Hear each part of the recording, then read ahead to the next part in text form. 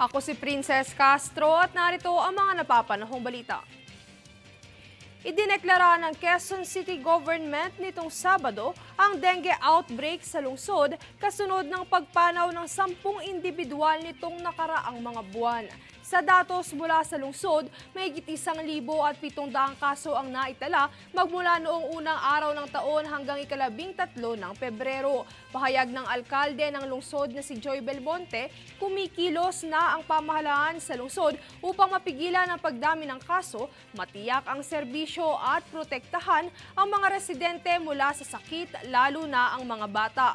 Hinihimok naman nito ang publiko na gawin ang mga hakbang upang maiwasan ang sakit tulad ng paggamit ng mosquito repellent, paglilinis ng lugar lalo na ang daluyan at imbakan ng tubig at pagpapakonsulta sakaling makaramdam ng sintomas ng dengue.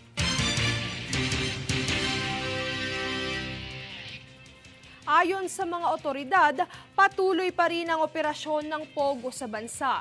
Ito ay dahil nag-downgrade ang mga ito sa mga maliliit na mga operasyon matapos itong tuluyang ipagbawal. Para sa detalye narito si Francis Riudique. Ayon sa Presidential Anti-Organized Crime Commission o PAOC, patuloy pa rin ang operasyon ng POGO sa bansa. Ito ay sa kabila ng tuluyang pagbabawal ng operasyon nito at deadline na matuligsa bago magsimula ang taong 2025. Ayon kay PAOK Executive Director Gilbert Cruz, mahigit 100 ang nag-downgrade sa small operating scale ng mga POGO. Aniya layo ng pamahalaan na maubos ang mga POGO sa bansa sa pagtatapos ng kasalukuyang taon. Pahayag ito ng PAOK matapos ang isinagawang raid sa isang dorm facility sa lungsod ng Pasay. Na-rescue ng mga otoridad ang 34 na Indonesian na hostage ng 4 na Chinese nationals. Na-recover din sa naturang raid ang 12 video ng pangtotorture ng mga Chinese. Natuklasang mayroon ng mga recruit na army ang mga POGO para sa pagpatay, kidnapping at pagtorture na dati ay mga Pilipino ang gumagawa. Halimbawa umano ito ng pag-downgrade ng POGO na mula sa operasyon sa malalaking gusali ay napunta na lamang sa mga apartment, dormitoryo, hotel o resort. Kaya naman patuloy ang monitoring ng PAOK para maubos ang POGO sa bansa. Haharapin ng mga naarestong Chinese nationals ang mga kasong kidnapping, habang serious physical injuries naman ang mga sangkot sa pang-torture. Francis Riudique, nag-uulat para sa Golden Nation Network. Samantala, ipinagtibay ng gobyerno ng Indonesia ang kolaborasyon at kooperasyon nito sa National Commission on Muslim Filipinos o NCMF para sa mga programang handog sa komunidad ng Muslim sa Pilipinas. Kabilang dito ang Madrasa Scholarship at Master of Arts o Doctor of Philosophy sa Universitas Islam International Indonesia.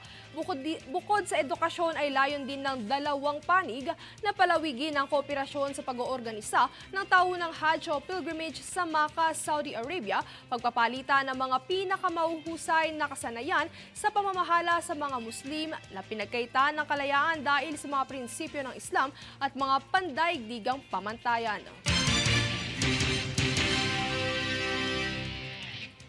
Kami ang boses ng pagbabago. Ako si Princess Castro at ito ang News Force. Sa ulo ng mga balita, dengue outbreak idineklara sa Quezon City. AFP nakabantay sa mahigit 400 areas of concern sa paparating na 2025 midterm elections. Pagbabanta ni dating Pangulong Duterte ikinundina ng mga mambabatas. DICT hinimok na mariing suriin ang mga umano'y data breach sa PCSO. BOC nasabat ang 1.4 billion pesos na halaga ng smuggled cars sa Parañaque. At Pilipinas muling namayagpag sa MLBB International Tournament. Patas at pantay na balita, komprehensibong ulat para sa pulso ng masa. Ito ang News Force.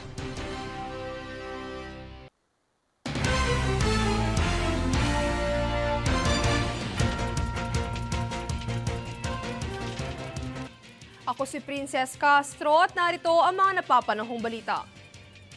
Inilabas na ng Commission on Elections o COMELEC ang inisyal na listahan ng mga aprobadong online platforms na gagamitin ng mga kandidato para sa May 2025 midterm polls.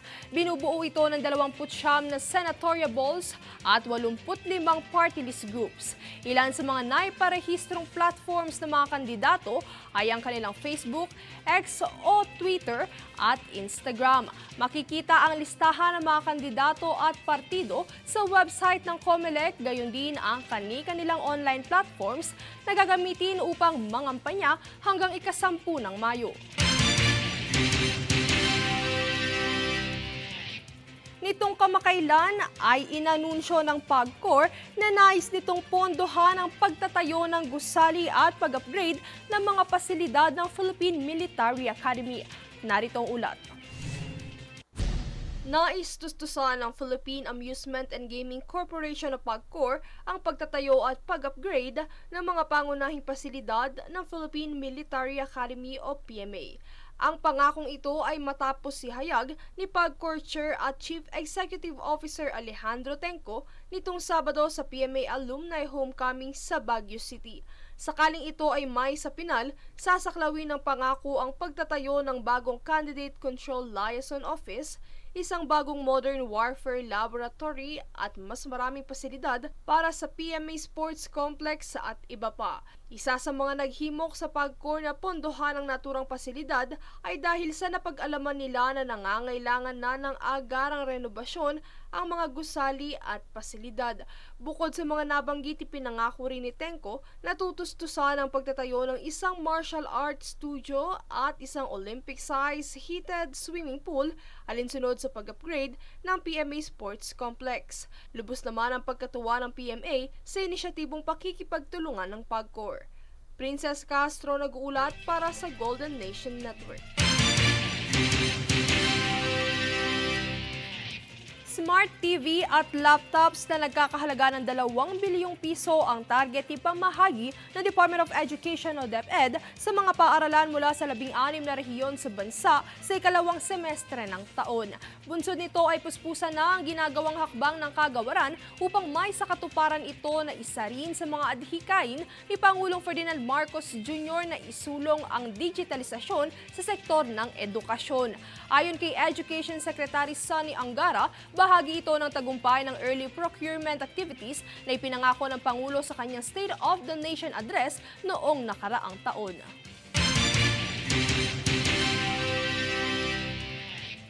Kami ang boses ng pagbabago. Ako si Princess Castro at ito ang News Force. Sa ulo ng mga balita, dengue outbreak idineklara sa Quezon City. AFP nakabantay sa mahigit 400 areas of concern sa paparating na 2025 midterm elections. Pagbabanta ni dating Pangulong Duterte ikinundina ng mga mambabatas. DICT hinimok na mariing suriin ang mga umano'y data breach sa PCSO. BOC nasabat ang 1.4 billion pesos na halaga ng smuggled cars sa Parañaque. At Pilipinas muling namayagpag sa MLBB International Tournament.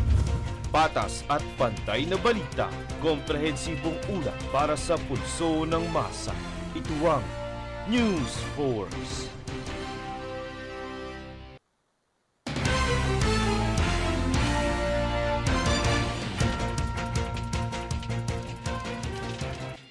Ako si Princess Castro at narito ang mga napapanahong balita.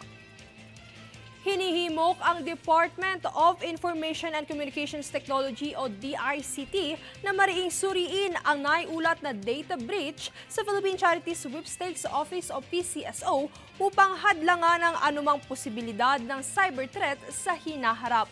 Nauna nang itinanggi ng PCSO ang nasabing ulat na nakompromiso mano ang impormasyon ng mga nanalo sa loto. Bagamat nilinaw nito na fake news ang umano'y data breach sa kanilang ahensya, nanawagan si Senator Sherwin Gatchalian sa DICT na palakasin pa ang infrastruktura ng cybersecurity kasunod ng magkakasunod na banta ng cyber attack sa mga ahensya ng pamahalaan.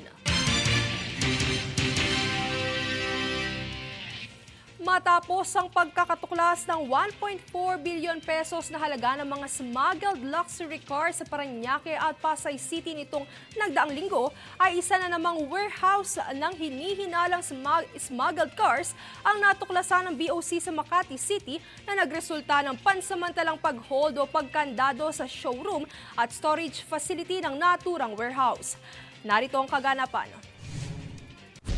Bunsod ng mga natuklasang hinihinalang smuggled na mga high-end na luxury cars sa JP Rizal, Makati City ay nasamsam ng Bureau of Customs o BOC ang mga sasakyang nagkakahalaga ng humigit kumulang 370 milyong piso.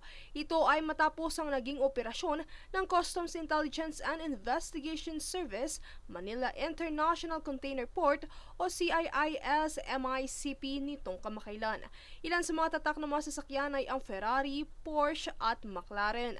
Dahil dito, pansamantalang ikinandado ng customs ang showroom at storage facility upang maisagawa ng maayos ang inventaryo. Meron po tayong constructive custody of the area po. And we will allow them po to stay here, pero wala pong gagalawin na masasakyan. Naka-underguard naman po. Kasama nga natin dito yung Philippine Coast Guard na nag-operate. Joint operations po natin ng Philippine Coast Guard Task Force. Bukod dito ay kasalukuyan pang iniimbestigahan kung saang port nakapasok itong mga sasakyan.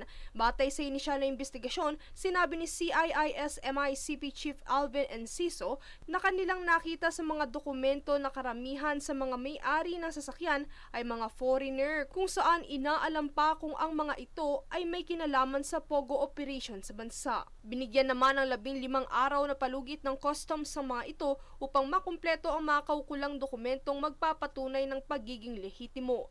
After 15 days, kung di sila makakapag-provide ng dokumento, i-recommend po kagad natin ma-issuean ng warrant of seizure and detention o WSD. At pag ito ay nasis na ng gobyerno, atake na po namin ito, dadalhin na sa Bureau of Customs.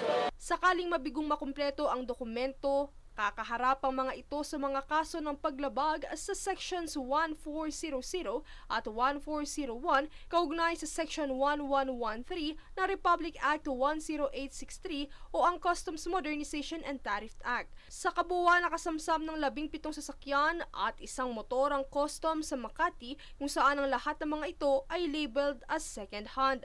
Habang tinatayang 1.4 billion pesos naman ang halaga ng mga nasamsam na smuggled luxury vehicle sa Pasay City at Parañaque City noong Huwebes, kung saan ilan sa mga ito ang brand new cars.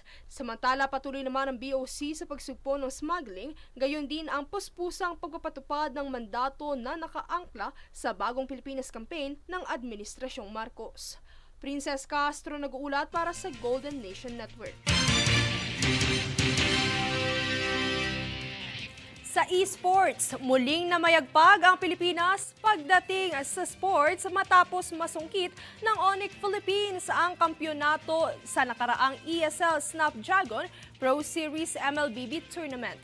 Dinomina ng Super Fam Onyx Philippines ang Best of 7 Grand Finals laban sa Onyx Indonesia sa score na 4-0. Samantala, nakatakda namang magsimula ang MPL Philippines Season 15 sa katapusan ng Pebrero. Kami ang boses ng pagbabago. Ako si Princess Castro at ito ang News Force. Sa ulo ng mga balita, dengue outbreak idineklara sa Quezon City. AFP nakabantay sa mahigit 400 areas of concern sa paparating na 2025 midterm elections. Pagbabanta ni dating Pangulong Duterte ikinundina ng mga mambabatas. DICT hinimok na mariing suriin ang mga umano'y data breach sa PCSO. BOC nasabat ang 1.4 billion pesos na halaga ng smuggled cars sa Parañaque. At Pilipinas muling namayagpag sa MLBB International Tournament. Patas at pantay na balita, komprehensibong ulat para sa pulso ng masa. Ito ang News Force.